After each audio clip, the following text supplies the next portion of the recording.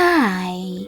In front of me is OPPO Find X2 Lite, and today I would like to show you how you can remove Google search bar from home screen.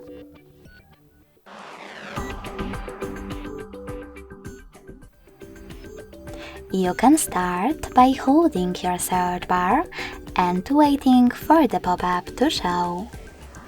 When it does, select Remove an ad and confirm your choice by tapping on Remove Widget. So when I do that, as you can see, it was successfully removed. You can also pinch your device's screen and then click on this red icon at the top right corner of your search bar to remove it. Lastly, tap on Remove Widget as well.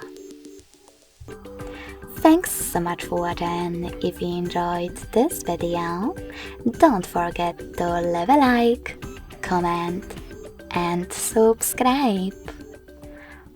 Bye!